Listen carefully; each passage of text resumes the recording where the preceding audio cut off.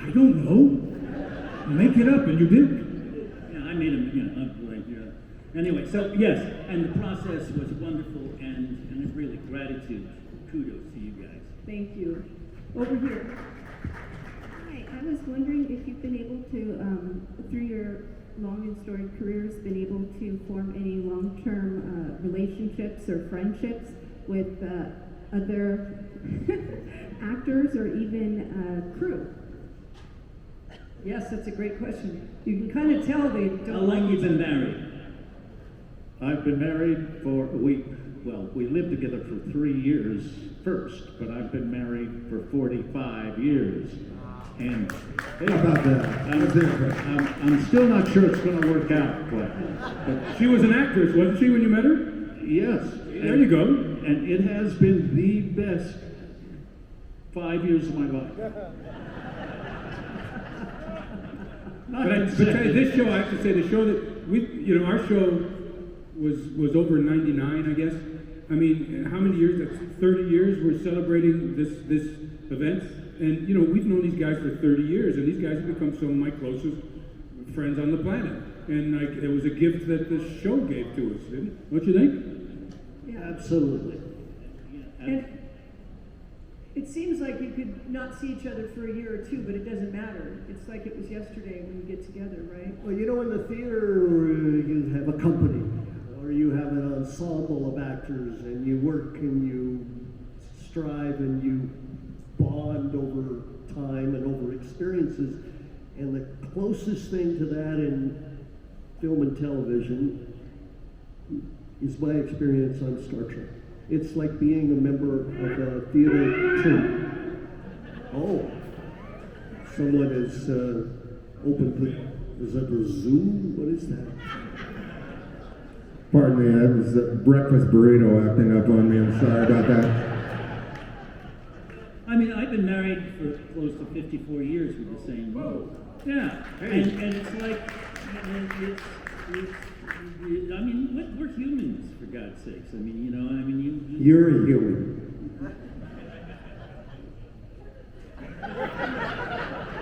Well, I'm not going to pursue that. That's going to take me down the road where I'll get into trouble. Yeah. Thank you for your question. I'm not sure they answered it, but thank you. Yes, over on that side. Hello, my question is for Gary and for Andy. Mr. Graham, it was in the mid-'80s. Mr. Robinson, it was in the late '80s that both of you have been in something that I like to put in my DVD player over and over again. I love it almost as much as I love Star Trek. What was it like working with Bruce Willis and Sybil Shepherd? Oh, wow. Bruce Willis and Sybil Shepherd. They were actors, Gary. They were actors in a TV show. Yes. I heard. Now, it was a pleasure to work with them both, but I heard all sorts of stories about how they didn't get along and all that. But I saw no friction when I worked with them. But it was great fun, especially Willis. Willis he's a madman, and he has this annoying proclivity to taking over like he's the director and just offering up bits and stuff. And I'm old school. I say, yeah, hey, sometimes the best ideas come from the guy who's emptying the trash or the guy doing the craft services. And I say, yeah, I'll go with your idea if it works, and then I'll take credit for it. But it was fun and challenging. He's sort of an alpha guy. He just kind of shoves the director to the side and takes over. And I'll try anything. Whatever works there's no set way to go about filming a drama or a comedy. There's no set way to do it. It's whatever works is what you go with. What about you? No, it was a question to you. Geez, well, okay. Andy Robinson. Andy? Speaking. You worked with Bruce Willis and Sybil Shepherd also. Yes, I did. It was weird. It was weird because I played this guy who was this weird guy Surprise. Is it moonlighting, right? Moonlighting, yeah. And it was behind the screen. And all you saw was my shadow, the outline of my shadow. I had lines and so forth. And so our rehearsals and our interactions were minimal, to say the least. Is there a message here? Oh, there's a message here.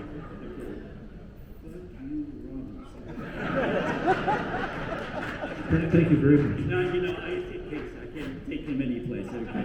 Anyway, that's nice. And I'm sticking to it. Thank you. Yes, over here. Hi, so I am a high school teacher, and my question to y'all is there a teacher who has inspired you, just in general? The answer can also be no, because bad teachers do just as much to a person as good teachers do. Thank you. That's a great question. Casey, you want to start? Teachers, yeah, and I was a teacher for 10 years in a master's program in New York City, so you sort of get what you give to people. When I was in high school, I had a director who was a teacher who sort of set the bar for me and said, if you want to be a professional, you should go to this school, this school, this school, and I got into them and I did it, and I still remember that. And I've had students that I've had come back to me and say, you said this to me and you were right, and thank you for giving me all of that. So you, by the way, are a hero, so thank you. Jim? Mr. Peterson, I think he was my American government teacher in high school, and he was really just a great teacher. Held forth in a beautiful way and made history and politics and come alive. And I still have a book that he gave to me when I went to a high school reunion. I said, I remember that book, and he said, I'll bring you one tomorrow. And so I have it in my library. It was like the seven fallacies of logic. And I go to that book all the time, and I look through it. It's how people use, faulty logic to convince people. And every time I watch a commercial, I go, okay, the glittering generality. Okay, there it is. All of these things, new and improved, all of these techniques that they use to sway you.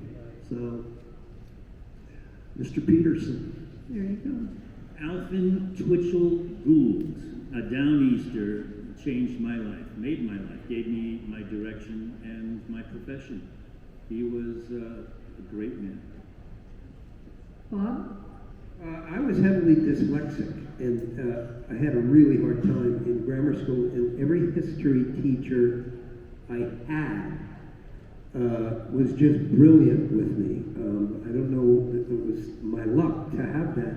And then an English teacher touched my soul in high school. Did she get arrested? It was a guy. Did he get arrested? You shouldn't know.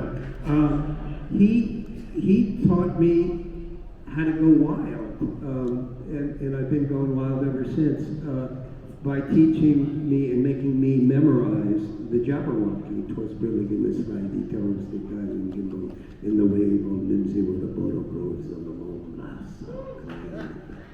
I won't do the whole thing.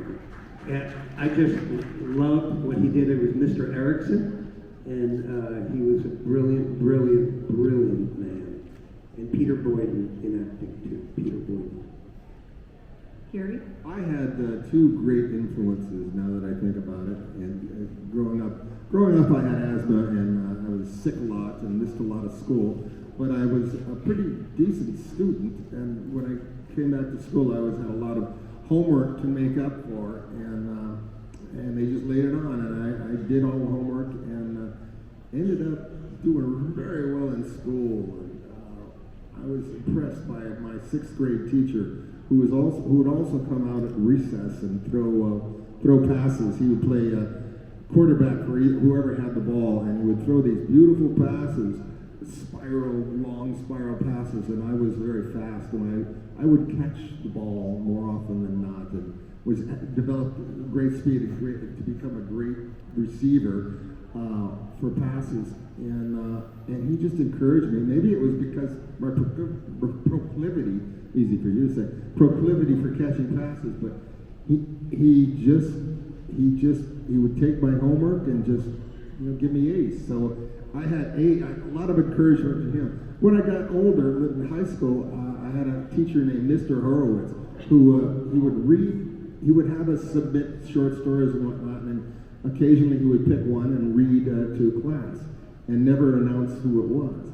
And more often than not, it was my short stories that he would read. So I knew that he had read it, obviously, and was singling me out. Though he never gave me credit for it, but I didn't know. I didn't care. I just had such a boost of confidence to become a writer. So I've been writing ever since, and he helped make me a better writer. So I'm stuck with that talent. I'm a writer. Vaughn?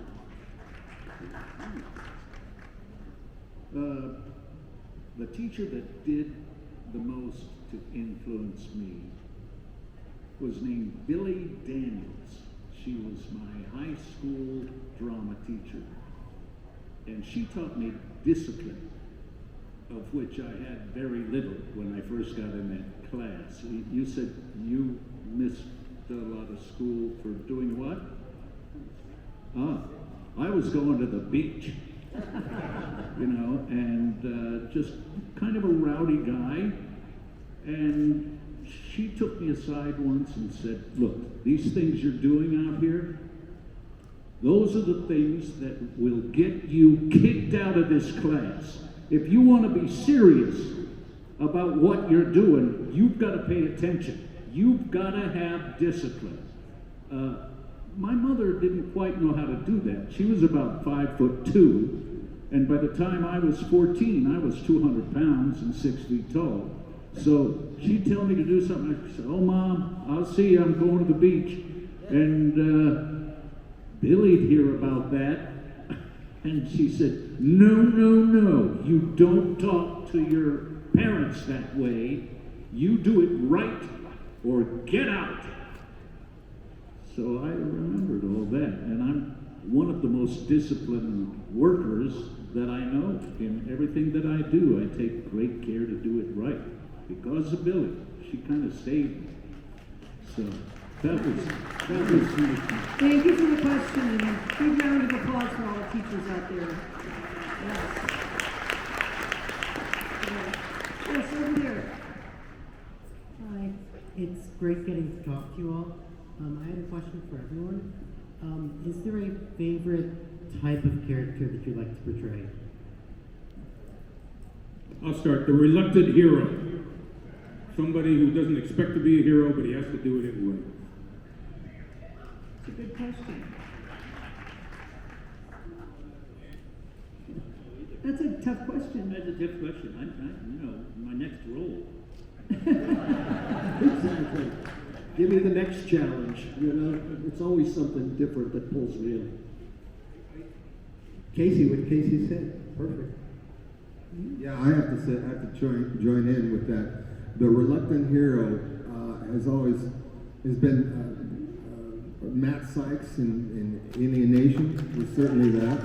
He's a guy who, he's seen a lot, he's been around a lot, and he sort of smacks his head if he sees something going down, but he knows he's not going to let it go down without him getting involved because it's the right thing to do. My character in Robot Jocks was the same way, the unheralded hero. And I love playing those guys because I think that every person here has that deep down inside him, the reluctant hero.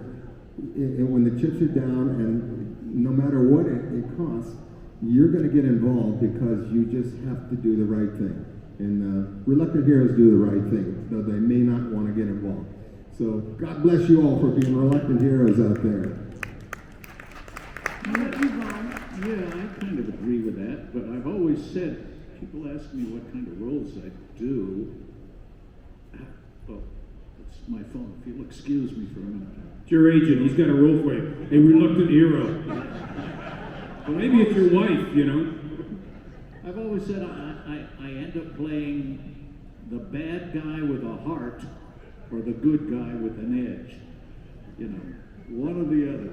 And you put them all together and you got the guy I like to play.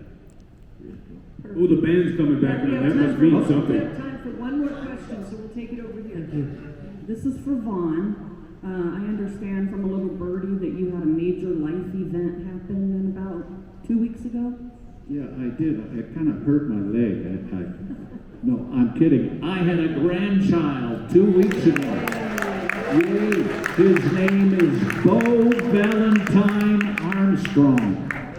Let's hit it for little Beau. Thank you. Thank you for that trust. Yes. Let's hear it for all of these guys. Casey, Jeff, Andy, Bob, Gary,